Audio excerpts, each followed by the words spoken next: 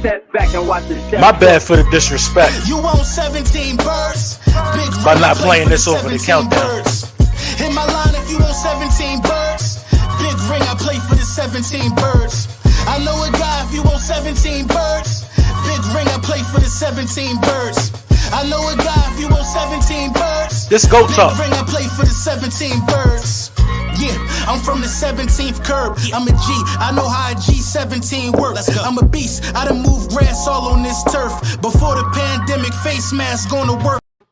Yes, sir. Yes, sir. Yes, sir. Welcome to GOAT Talk. It's your boy Lord Brunson back at you with the back at you. Got my guy Philly Mike in the building. Training camp is on the horizon. So what do? We decide to tap in with you all and hear what we got to talk about, man. So what's going on, Mike? What's up with you today? Hey, I'm hanging in there. Training camp is really, really close. This is where we get to get some of our answers before the season starts. Facts. I mean, we got other sources we can get our answers from. Like, if we want to, we can listen to Tiki Barber. We can listen to, you know what I mean? We can listen to Tiki Barber. Like, you know, this is what I've been talking about, Mike. Like media manipulation. It does it seem forced to you? Like a lot of the like going out of your way to say he stinks. I heard from this person, from that person. It ain't nobody saying that they seen it with their own eyes. That's what's starting to really bother me. Everybody got all these connections, but you giving me he say, she say about the progress of another quarterback. Immediately when I seen the title, shout out to Dan. You know, Dan put that up. Dan's Big Sill, you know, Jacket Media. Immediately when I saw it, I'm like, why are we not hearing about Daniel Jones from Tiki Barber? Right. You know what I mean? Why are we not hearing about that dude who's done absolutely nothing but somehow to continue to get job security, and he's been trash? Has he ever even thrown for 3,000 pass yards in the season? I mean, what's up with I just don't get it, Mike. But you know, it is what it is. What was your thoughts initially? I seen some of your video, but like, do you think it's forced or not at this point? Yeah, I think, you know, they're trying to slow the Eagles hype train with how great our offseason is. And they're trying to still put a damper by saying your guys' quarterback is questionable. Well, a lot of 23-year-old quarterbacks are questionable. And in my video, I pretty much elaborated. We know what Jalen Hurts needs to work on. But one of the things I do not think is a problem is his arm strength. Is he the fastest, the top tier? Maybe not. I got him in the middle of the pack. I did see coming out the Senior Bowl, both Justin Herbert and Jalen Hurts were clocked for their velocity, and Jalen Hurts had a 47 point something, and Justin Herbert had a 43 point something. All I'm saying is this: Herbert's the better thrower of the football when you look at accuracy and timing and all that, but Jalen Hurts can throw the ball adequately like everybody else in the NFL. It's not, and that's why I don't like the noodle arm. Yeah. Talk about his accuracy, talk about his completion percentage if you want to, and that has to get better. We all know that, and so does he. But to throw the football, he does it like the other 32 quarterbacks, and that's why he's a starting quarterback in the NFL. So I don't like the narrative that he has a noodle arm, meaning that he can't make all the throws. He can throw it wherever he needs to. It just got to be done with time and anticipation and just consistency. I mean, you know, at this point, I just think they're going to say whatever they want at this point, because you can look at tape and see that there's no. Let me explain to the people who might have just now be hearing this term noodle arm. When I play football, that's a guy who has a weak arm, who throwing ducks, who just can't throw who can't throw a ball far, pretty much. That's a noodle arm. We know Jalen Hurts don't have that. If you pay attention and you listen to, you know, one of the first pressers A.J. Brown gave as a Philadelphia Eagle, what was one of the things he said about Jalen Hurts? Strong arm. Strong arm. The ball gonna get there, strong arm. You know what I mean? Now, if his velocity is the same as Josh Allen's, you know what I mean? What does that tell me? That Josh Allen just got better angles, got better timing. Like he has the power of a guy who's just been setting historic numbers. All you got to do is get the other stuff together. You know what I mean? But it's crazy to me, man. You know, these guys want to continue to say stuff about him because I think it is what you're saying. I think it is about the hype train. So, pressure, man. You know, the pressure is going to bust pipes. You know, somebody's going to be the weakest link. This is a question I find myself, you know, trying to answer, you know, a couple times a week, actually. What do you think the weakest position group is on the defense? On the defense, I still would have to say it's tough. We were going to count safeties and cornerbacks different, right? Or we were just calling them all secondary? Are we doing like 3-level or 4-level to the defense, meaning D-line, linebackers, corners, and safeties? Or are we going to Every count the? group. Every group, if you got your own room, All right. DBs share the same room, but no, we're gonna count safeties and cornerbacks separate. Yeah, well, then I still want to say the safeties only because I like the addition in Jaquiski Tart, but I think they're still the least proven in a sense of we only got 3 guys that we're trying to count on for 2 spots. But Jaquiski Tart is injury prone a little bit, and Anthony Harris is getting older. You know, as far as the linebackers go, it's kind of unproven, but we're so versatile there now, and we still counting Hassan Reddick as a linebacker / pass rusher specialist. So I think it still has to be safety. I'm not overly concerned, but I would still say that's probably the weakest, which still makes our defense. I'm happy if that's the weakest, because we used to have a lot more weaker spots than just safety. And ironic, it is the weakest right now, but somehow I feel like it's kind of stronger than it's been in a while, though, with it being the weakest position group. So I'm not mad at that at all. Like, when the last time, I think it's actually fairly strong. Like Jaquiski Tart and Anthony Harris, they give you starter quality minutes.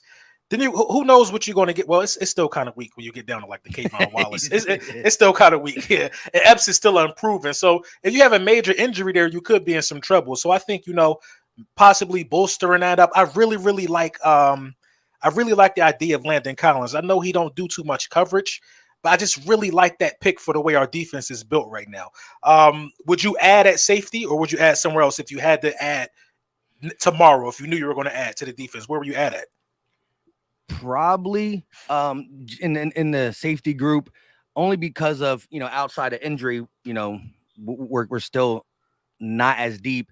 Cornerback don't really have me worried, but just let's be honest. If one of Slay or Bradbury goes down, now we're bringing the bulk of these unproven guys. Now I'm not saying a guy like Tay Gowan, Mario Goodrich, Josh Jobs, Zach McPherson can become something, but they're as big of a question mark as a Kevon Wallace to me. So I think we need to stay healthy. And so far, under the Nick Sirianni regime, we've been pretty darn healthy. Both Slay and Nelson played, the whole season, except for when we sat him out against the Dallas Cowboys. But yeah, I still think that safety's probably that position, but I'm not sure. I think that nothing needs to be added until we find a problem, because I think that we got a good group of guys, and so we got to roll over some money. Who knows? I heard Philly 500 say something not about the safety position, but about the running back position. If the Eagles play this thing out the way we're playing it out in the offseason, right?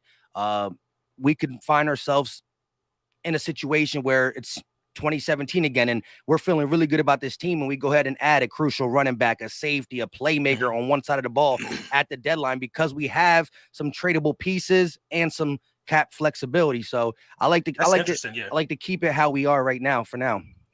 Even if that means you can get Bates. That would be the only one that I would say we don't got to wait for that. He's a 100% upgrade. He's a 100% upgrade. I agree, but the team is so well built right now. You don't know where you're going to need that piece at to get over the hump. It might not be safety. You might be really fine at safety. You see what I'm saying? That's why I'm not opposed to that plan at all, that 500 put out there. You know what I mean? And waiting to just see what you need right now. That takes discipline, because there's a lot of guys that's leaving teams that actually want to play for us. You know what I mean? But for Jesse Bates, if you can do it, I guess you do it. I'm not mad at that either, but I hold on to what you got, man, because that's going to cost you some capital and it's going to cost you some money, man. Before we get into these quick super chats real quick, got to let you know, man. Definitely got to let you know, because Mike is also Team Manscaped. So I would be doing us a disservice, man. Tap in with Manscaped, man. Use code Brunson, say 20% off, get the free shipping, and the free shipping I for that for y'all. What's your code, Mike? Philly Mike. Yeah, you know what I mean? So listen, what do we training camp? Training camp in the way that, Nick Sirianni is choosing to rest some of these players. I think that kind of, adds to us being healthy and being, we're used to just being riddled with injuries, and that ended a lot of seasons for us. Do you want us to kind of scale it up in training camp? I feel like you got to kind of scale it up at some point. I feel like training camp is the most competitive you've been since you got these pieces. Everybody's going to be there. We don't have any disgruntled employees. I feel like you should kind of scale it up and scale it back for those guys that's rehabbing like Brandon Graham. Yeah, I agree. When OTAs were late May, early June, you could have practiced 13 times. That was the most. If you were a team, an organization that believes in practice, we talk about practice, right? You would have been able to go 13 times. The Eagles only went 6, so that was less than half. Last year when we were doing that, I was questioning it, but I saw the what happened, and it was good injury wise. I think this is where he is going to. I think he fall back on OTAs. He's gonna ramp it up for these joint training camp practices with the Browns and the Dolphins, I believe, and then he's gonna fall back once again in preseason football. So I think this is where you're going to be able to find out if you have some gems, find out where you're kind of hurting, and there's two good teams to go against because the DBs for the Cleveland Browns are really good, and same with the Miami Dolphins. Plus, Miami Dolphins receivers, they're one of the teams that are top 5 wide receiver core with Tyreek Hill, Jalen Waddle, and Cedric Wilson. Plus, their tight end's pretty good. So we're going to get a nice bang for a buck to see what Slay, Bradbury, Maddox, and the safety group does, the whole defense, against a top-flight offensive wide receiver core. Yeah, that's true, man. But is it top flight with Tua? We're going to see, though. You know what I mean? I said wide receiver. right. We're going to see. You know what I mean? But shout out to my guy, Malcolm Fripp. He said, we're going to be scary good. Just watch. Shout out to you for the super chat, bro. I agree, man. Definitely agree. My guy, Mr. Woods, what's going on, bro? Thank you for the super chat. What up, LB and Philly? Mike, great shows. PSP. What's PSP? I don't know. I don't know. My guy, Mr. Woods, again, Fly Eagles Fly. Shout out to you, man. But so I'm still scared about, Nick Sirianni, bro. I still have no idea what he's going to do with these additions. I feel like the additions are there. I feel like, there's no excuses for him. We like to say no excuses for certain people, but he's one of the people that I got to see change from. Man, I've not seen change from him. And, with these pieces, man, you got to be able to produce stops. You got to be able to get turnovers, and you got to have the right people on the field. Is Nakobe Dean a day one starter for you? I believe he's going to be one of the risers in this camp, and he'll make his way to starting. I don't think that I think he'll start, and I think he'll be on the field a lot because we play a lot of nickel. I think the whole NFL is going to a lot more heavy nickel packages. But I think when we get into our he might stay on the field at all, but I know that TJ Edwards will make his way on some of the bigger 4-3 regular packages because of what he can do, stopping the run. Not saying that Kobe Dean can't. I believe he's going to be our all-around versatile linebacker that don't really come off. I think it'll be like when we know we got to stop the run, we bring in TJ Edwards. When we know it's a passing, we bring in Kaiser White. But I think Dean makes his way on the field and stays. Yeah, I agree, man. I'm anxious to see what he brings to the table for real, because nobody really not talking about him. Like I hate when you get a good player and he seems to be forgotten. Now, listen, throw all the stuff you did away in college, but still just remember who you are. You know what I mean? Like, still play the same way with the same confidence and the same attitude that made you who you are. And I think we got guys who you don't have to tell that to, because a lot of these guys was good in college. You know what I mean? Wide receiver cores, man, like, where would you really rank the Philadelphia Eagles? Like, if you had to say top 5 wide receiver cores, would you have the Philadelphia Eagles in that list? Yeah, I would have us in there. Probably 4. I think I would probably go maybe. I know the Bengals receiver core is legit. Again, we're not talking about who's throwing the ball to him, but Miami's is up there because I do think that, Cedric Wilson is a really good slot and third guy. And then you got Reek and you got Waddle. I still put the Bucks up there because I like that little Scotty Miller guy to play alongside of what do you call it? Both Godwin and Evans. Yeah, and then that's where I look. Maybe the Rams, maybe the Raiders, because I do like Hunter Renfrow. He's pretty nice alongside of Devontae Adams. The Bills just got crazy. Did the Bills get Odell? Was that like a real thing? I was asleep. Yeah, I heard. Yeah, I think like yesterday or the day before, the Bills might have got Odell. Somebody in the chat let me know if the Bills got Odell. That definitely probably put them like top 3. That might, because I like Davis Gabriel Davis. Yeah, he had like a 200-yard game in the playoffs. Yeah, he was cooking. You know what I mean? And they still lost, but Yeah, I mean, if the Bills got Odell, I got us like right outside of the top five. You know what I mean? Because that's a lot of good. A good those teams got a lot of good third guys. Quez is a really really good third guy as well, but I want to see a little more of it, man. You know what I mean? I want to see what kind of team we're going to be before I say we got that kind of core. Because if you got a top five wide receiving core, then you got two guys that's probably going to get 1,000 yards. You know what I mean? You passing the ball like that. So I don't know. It all remains to be seen, man. Are you worried about Miles Sanders at all? No, I think I've always been a Miles Sanders guy. I think he has talent. I think, part of the reason is his injury history, of course. And I do agree with him. Opportunities haven't been there. Now, I understand why Nick Sirianni scaled back a little bit last year with him, because there was a couple plays where he was doing some bonehead stuff, like not going out of bounds, falling inside, and just doing things that we're like, come on, Miles, use your head. But I think this is his year to, he everything's on the table for him, whether he's a Philadelphia Eagle or another on another organization with another organization. His bread, his one chance to get a contract relies on this year. So I think he has to be the best version of himself going forward, because running backs really only get paid once. Quarterbacks, wide receivers, they might get a big contract. And then if it's 5 years, they're still like 27, 28, they might get another contract. Running backs get one contract. That's a Pretty good much. point. Because if 4 or 5 years as a rookie, on a rookie contract, you get paid that one thing. By the time your next contract up, running backs they don't have that lifespan as a quarterback or a wide receiver or offensive lineman. So they get one chance to get paid. This is his chance to get paid. Yeah, I agree. So I'm not really worried about him, you know what I mean, in terms of Miles Sanders, but the walls are closing in on him. You know what I mean? He very well could. I think he got to just go. I think he got to go crazy. He might have to lead the league in rushing or something like that to like force his way to stay around. Seriously, think about it. Like Gainwell is on his helmet. Like Gainwell is right there.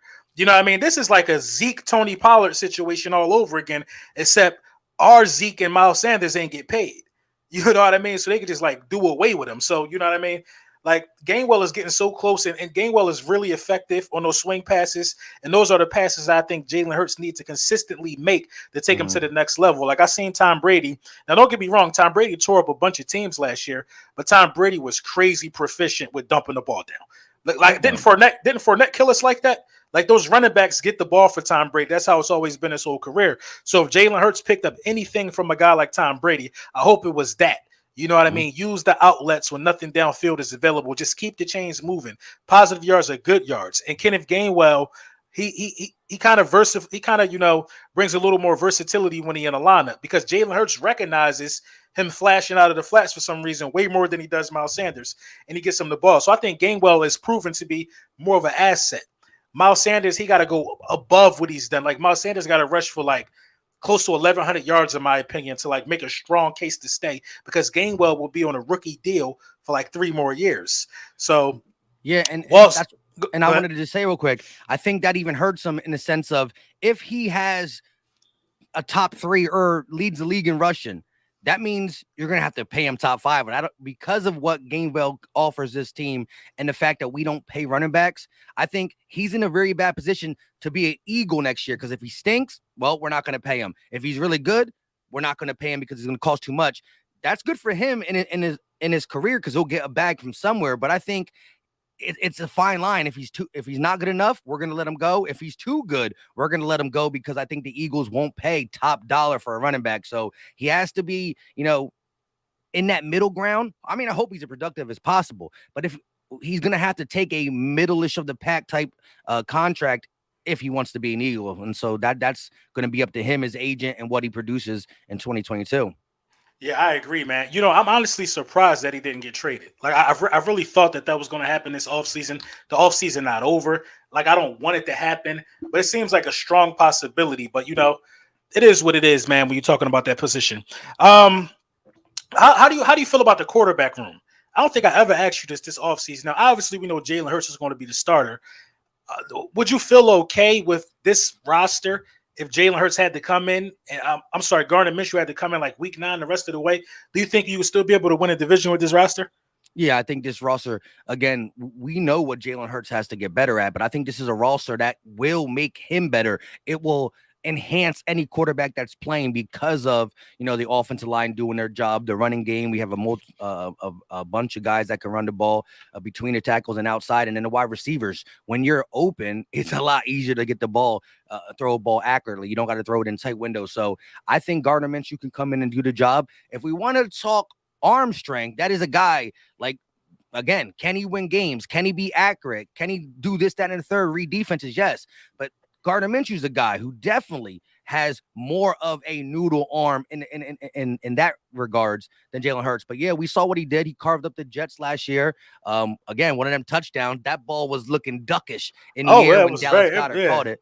But again, he makes the right play. And I think that, when you, in terms of backups, there's probably not many that I would want over Gardner Minshew. But again, depending on how other team situations are, this could be your solid backup for 1 year because he's very cheap too, or a legit trade piece again come mid-season when we really know what this team is about. Yeah, man. I honestly can't wait, man. So did you see the wide receiver list? They came out by ESPN. No, I did not see that. They did a top 10 wide receiver list. I want to say like 4 days ago. Damn, I got it in my phone. I'm gonna read this off to you real quick. Of course, you know why I'm outraged. AJ Brown didn't make the list. Right. AJ Brown didn't make the list, and I believe that he should have been on the list. Let me see if I got it in here on my phone. Yeah, here we go right here. So number 1 was Devontae Adams. Number 2 was Cooper Kupp. Number 3 was Jamar Chase. Number 4 was Justin Jefferson. This is where I got to stop you right now, though. Justin Jefferson should be top 3. I mean, Jamar Chase just got here. You know what I mean? Listen, but he also broke Justin Jefferson's record. That could be a fluke, though. That he probably, you know what I mean? He probably be terrible next year. You never know. Justin Jefferson showed me that I could duplicate this type of season. Like he showed me like this automatic for me. So that's why I feel like Justin Jefferson would be top 3. But Jamar Chase is dog. Make no mistake about it. Tyreek Hill, Stephon Diggs at 6, DeAndre Hopkins at 7, at 8 Mike Evans, at 9 Deebo Samuels, at 10 DK Metcalf. This is why this list really pissed me off, Mike. Yeah. Besides the AJ Brown thing, DK Metcalf, DK Metcalf and Justin Jefferson being in the top 10 after we just didn't grab either one of them those 2 years. That bothers me a little bit. But based upon the people that I named, who could you take off for AJ Brown? I think 1 or 2. Yeah, I would say you can argue to Deebo, DK, and AJ Brown. Not Deebo. Deebo? Overall receiver, we're not talking about running back stats, right? Because he gets a lot of carries. No. I'm not saying Deebo should be off. No, I'm saying that Deebo and AJ should be on the list. That's my argument. So, so you think Deebo's better than DK? Yeah, last year Deebo was better than DK. I think it's hard going tough. off last year because AJ Brown he had his worst season for the simple fact that he was injured. He missed 6 games. No, but then he had 140 yards in the playoff game. So he was back, and then he cooked San Fran week 15. So he was showing you who he still was. Yeah, they lost the playoff game, but I see what you're saying though. Like if you count regular season stats, I think I would have to take DK off for AJ Brown or D Hop. Like D Hop had 500 yards last year due to injury. You know what I mean? Injury, but D Hop is he's a dog. D Hop a savage. He's a dog. This list was hard. This list was hard for me though, man, because everybody good in their own right. Now it's interesting that you brought up Deebo Samuels though, because he's still a wide receiver, and I feel like AJ Brown is starting to be classified as like something other than a wide receiver because he's a physical wide receiver. I just think all wide receivers should be judged the same way, but they all do. Like AJ Brown to me is like, now that he's an Eagle, they treat him like the Jalen Hurts of wide receivers. Just because he's strong and physical, but he because he ain't running routes and being pretty. I just don't get it. I feel like AJ Brown and Deebo Samuels, deserve the same respect as some of these quote unquote more technical guys. Yeah, but you know what I mean? As we talked about, or as we both said, and respectfully by ourselves, AJ Brown's first season, he only caught 52 passes, but had over 1,000-something yards because he got 20 yards per catch. So the notion that he has a full route tree. Like I like to say, we got Devontae Smith as the technical route runner and then the physical wide receiver. That's me just saying and showing how much they complement each other. But AJ Brown can run the route tree. So can Deebo Samuels. But again, I think when you look at overall, just wide receiver in general, again, I'll give you that though. DK, Debo, and AJ Brown, you can fight to say 8, 9, 10, or 9, 10, 11. 9, 10, 11 is where I would have them, and you can kind of switch them around there. But they're the only two. I think everybody else is on their list for a reason, like you said. And I know we don't want to give Jamar Chase his flowers yet, but he's a dog too. No, he's a dog. But this is my thing though. I feel like a lot of those technical guys are only good with certain quarterbacks. Now listen, let me explain. Devontae Adams, I don't think he's Devontae Adams with Tannehill throwing the ball. You see what I'm saying? Devontae Adams ain't breaking a lot of tackles and all of that. I just don't think Devontae Adams is Devontae Adams with Tannehill throwing him the ball. All guys like Debo Samuels and AJ Brown need is grass in front of them. True that. You know what I mean? If it's two people and grass in front of them, they be running people over and still scoring. Yeah. You know what I mean? They just need I just feel like they can work with a guy like Tua, who not known for the deep ball yet. They can work with a guy like Hurts, who not known for the deep ball yet. I just feel like the Devontae Smith type guys, they need an Aaron Rodgers. Or you know what I mean? They need somebody with the crazy angles to complement the beauty of the route tree that they run. You're right, because again, you're not going to throw the ball to like a Stephon Diggs or Devontae Adams at the line of scrimmage and let them go ahead and do all the work, all the yak. But we've seen guys like Hopkins, who's had different and bad quarterbacks his whole career, just ball out. And I will say, look at Cooper Kupp, perfect example, right? Mm-hmm. This guy was just a receiver when Jared Goff was throwing him the ball. When Jared Goff was throwing him the ball, he was just a guy who had like 800 yards. Matthew Stafford starts throwing the ball, and this man, the triple crown. Right. Most receptions and most yards. So like, quarterbacks matter, schemes matter, all that stuff. You know, if you can't have more yards than the guy who has 40. He gets 14 targets a game. This guy gets 5 targets a game. No matter what, the 14 target over time is going to have more production, even if he's not the better receiver necessarily. But that's what I like about AJ Brown. For whatever you want to say about Jalen Hurts, and I understand, I do have concerns about what he's going to be, if he's going to, what kind of steps he's going to take. I believe in him, though. That's the thing. Like, people just think that because I'm a Hurts fan and I believe in him, that I'm blind by everything. No, but we did see AJ Brown with a middle of the pack type quarterback in a scheme that favors the run game. 30 plus runs a game still get his numbers. And though that's why I feel comfortable that he's not going to be diva-ish. Like if Devontae Adams would have come to the Eagles, he can cause a problem because he's used to getting 15 targets. Right. AJ Brown had 52 catches and did the most with them, 20 yards per catch. He knows how to turn little opportunities into big ones. And so I think, no matter what happens, we're going to be able to get production from this offense. Exactly. I like it because I think he understands that it's two sides to the coin.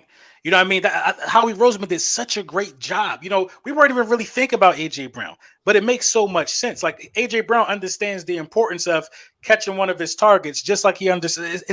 It's equivalent to run blocking for him. There's no greater, they're both even on the scale. So, I like a guy who can, do everything. And it's some of these diva wide receivers on a run play, they just stand there.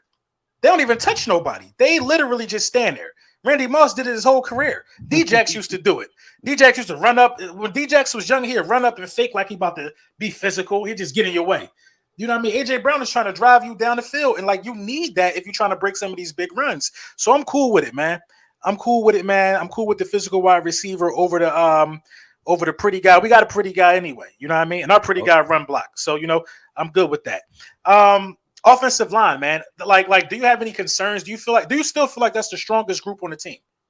Yeah, I still feel like it's the strongest group. There was this notion going around a little bit ago that the Eagles' offensive line is great at run blocking, but we're not that great of a pass blocking offensive line. That is just lies. I mean, we're in top 5 as a offensive line group in its totality, blocking for the pass and the run. I think Jalen Hurts was only sacked I lost it. I did look it up because I was going to make a video about that last week because I heard, some tweets and some rumblings that the Eagles offensive line ain't as good at pass blocking, but I believe it's the strongest unit. We got veterans on here that are still playing at a high level, and we got young guys in here that can possibly give the veterans a run for their money. Like Landon Digger, that left side is probably as strong or even stronger because we don't know how Seumalo will play on the right side. And I believe he gets the first crack alongside of Lane Johnson. But Lane's been talking spicy. First of all, that man is a Did you grown see man. it?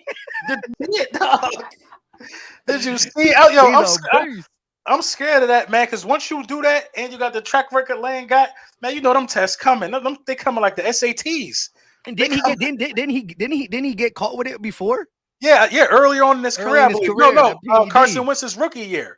When we were 3-0, then we lost Lane for like 9 games or something. Then it all went to hell. You know what I mean? But I think Lane learned this lesson. You know what I mean? Lane looking good. Lane looking good. Right. You know what I'm saying? Lane looking good, man. I can't wait, bro, because I feel like Nick Sirianni understands. He understands a little bit better, man. So we had some reports come out during the offseason as well that he wasn't calling the plays when we went on his run. Now, that made me respect Nick Sirianni so much more because it take a real man to step back from that seat, man, that position of power of running the show to say, you know what? I'm going to focus on making sure that the mental headspace of the team is okay. I'm going to make sure the morale of the team is okay. I'm going to make sure the competitive nature stays within the team.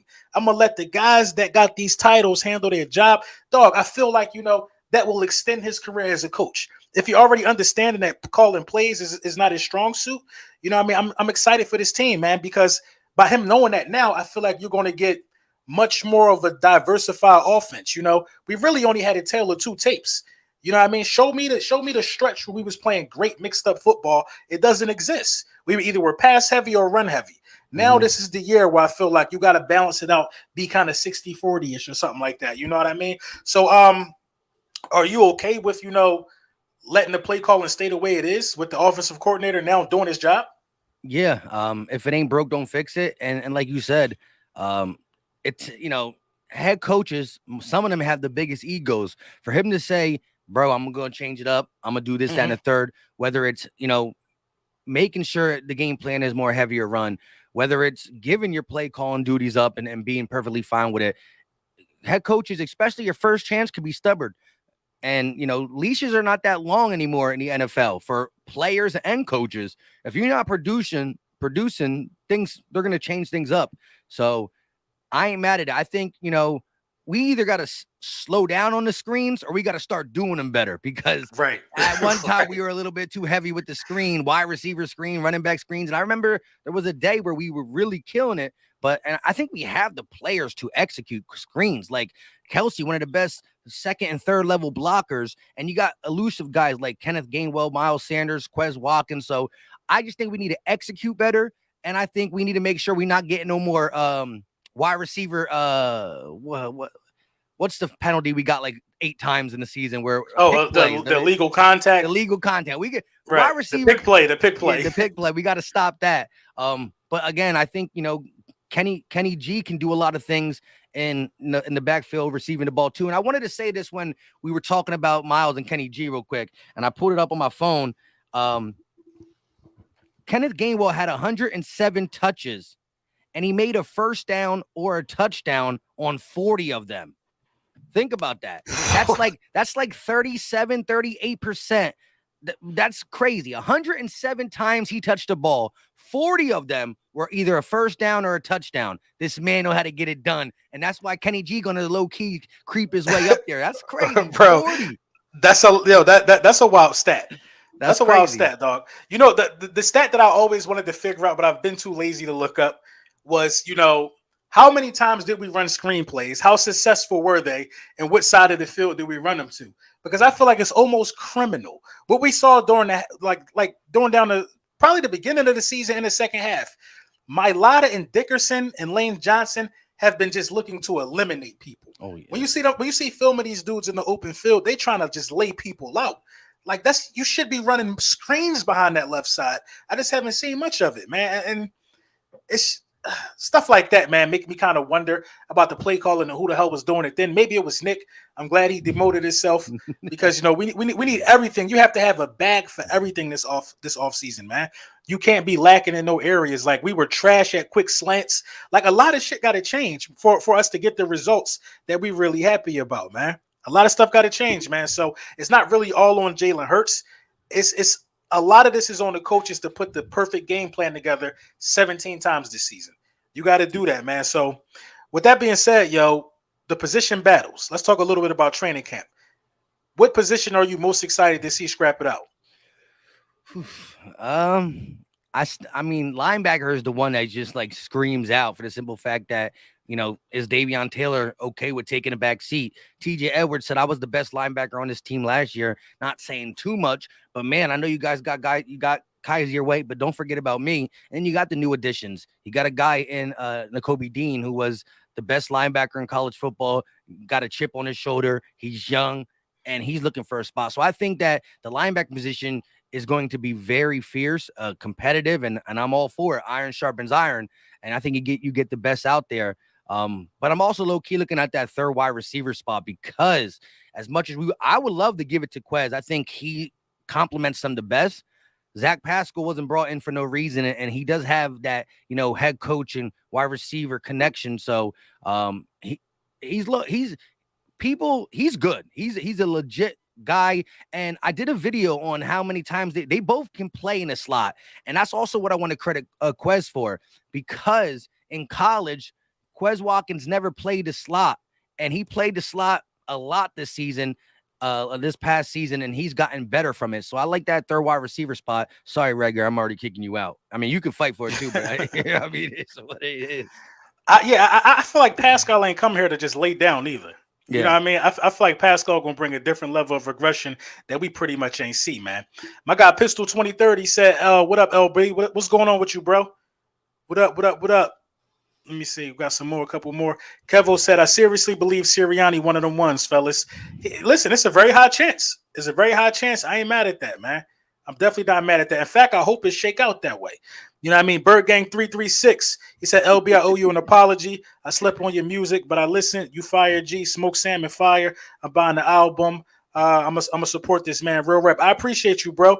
I mean, listen. Fire. The fact that you slept, you know what I mean?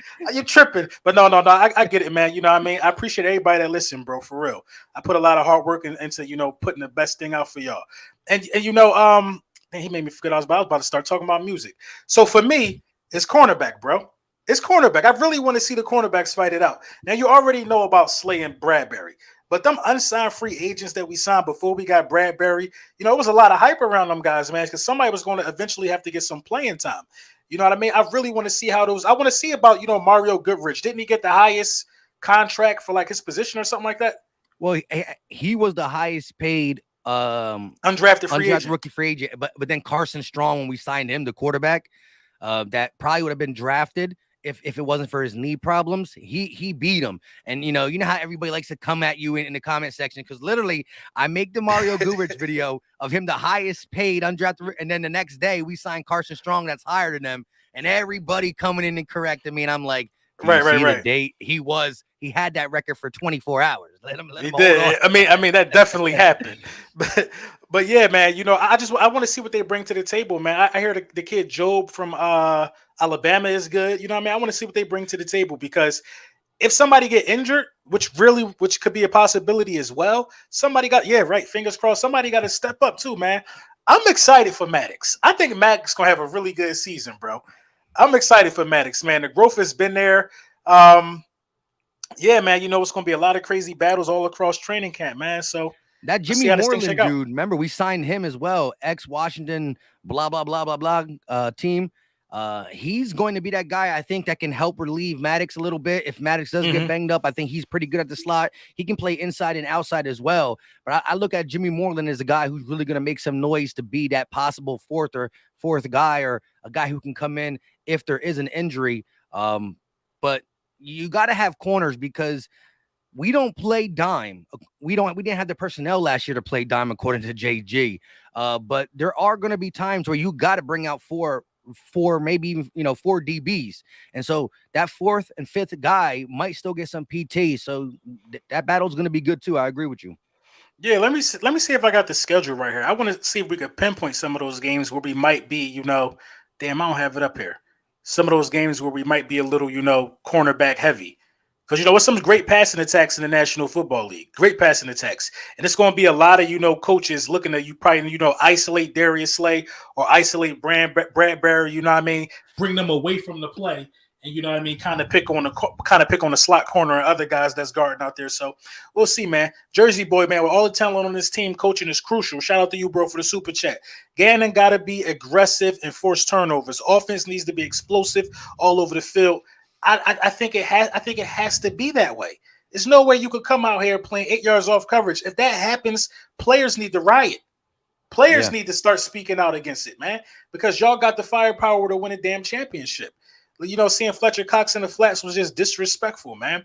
We got 404 people in the chat on a Sunday, man. Thank y'all for tapping in the GOAT Talk, man. Mike, what you got coming up for the week? Hey, we gonna be getting ready for training camp. Facts. That's pretty much it, man. This is where all the stories come out. This is where, the start of the season, it might sound so little, right? And we can't, I want to, let you guys know, if I see Jalen Reagor catching one hand, I'm going to talk about it, but I'm not going to, believe it until I see it on the field. But there are storylines that we can watch and follow and just continue to see if some of the stuff that we've been hearing it's adding up. And that is, coaching staff, Jalen Hurts, how these DBs do against some of the top wide receivers in joint practices and stuff like that. So, this is where it's going to get heavy. And I do believe the Eagles are going to treat these Cleveland Browns and Miami Dolphin joint practices more heavier than preseason. Before we get out of here, though, I wanted to ask you, LB, would you play Jalen Hurts a lot in the preseason, or would you say, nah, we don't need to? Or would you like to play him, get some stats? I play him for one series every game and tell him that you don't run. You are not to run for none. You are not to run. I mean, you really can't say that. You gotta let him use his natural instincts. You gotta let him be him. But I would call plays that's just for. I would call like 3-step drop and pass, them type of plays. You know what I mean? Like just quick count plays. Right. I would call all rhythm plays. Get him used to throwing to the flats. I would call stuff like that. You know what I mean? When it's time for you to extend the field and go crazy and throw deep balls, then let Carson Strong and all of them do all of that, man. But yeah, man, you got to play him, man. Get him in an early rhythm, man. Get the juices flowing. Let him shake off the rust. As far as training camp go, I'm not believing nothing nobody say. I'm not believing none of these reports. I'm just not going to do it. If you're not producing video evidence, if you're just going to post something and say, oh, he was horrible like this, whatever, bro. Whatever. I might even make I'm so tired of these people, Mike. I might even make a video on it. Where's the damn video of him being of this happening? Then I can talk about something accurate for a change, man. But yeah, man, I can't wait, man.